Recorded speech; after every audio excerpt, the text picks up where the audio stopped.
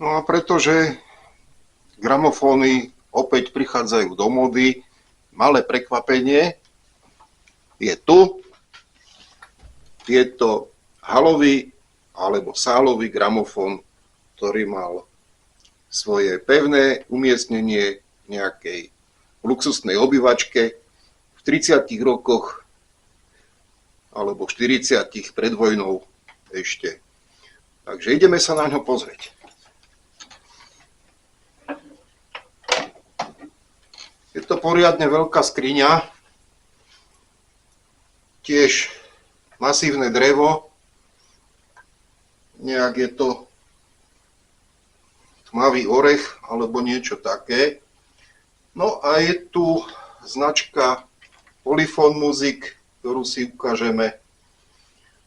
Výrobca, ťažko povedať, Polyphone, zrejme s nádhernou prenoskou,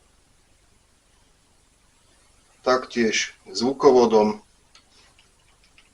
regulácia, mechanická brzda a hlasitosť takáto. Regulácia hlasitosti. Vyúsťuje trúba. To už není nič. Maximálne niečo na odkladanie nejakých peňazí alebo niečoho. Takže ideme si to natočiť. Pozrieme, náhradná krabička s ihlami. Dokonca výrobca dodával opäť rôzne tvrdosti ihiel. Je to originál balenie po 200 kusoch väčšinou a dalo sa s nimi aj regulovať úroveň hlasitosti podľa tvrdosti tej ocele.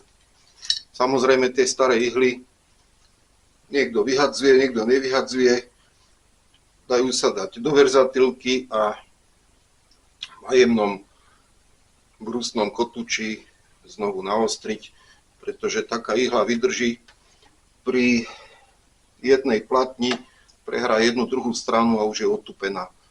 Platne boli šelakové, niekedy v predvojnových alebo medzivojnových rokoch sa používali rôzne materiály. Napríklad sa používali aj rentgenové snímky použité a na tých rentgenových snímkach ešte bolo vidno rentgenované časti tela, hlavy, kosti a podobne.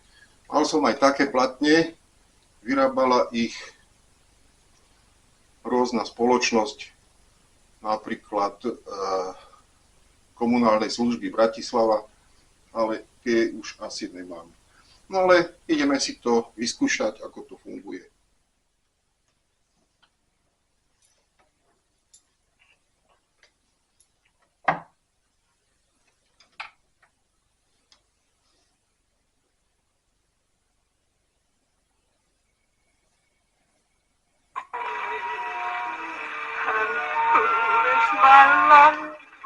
Thoughts will come thronging to torture me, and strength that is sweet and free will still come to mock love that is died for me.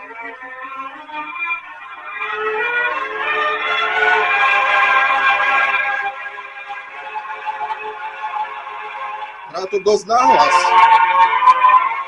Človek by nepovedal. Sú tam nejaké ihly.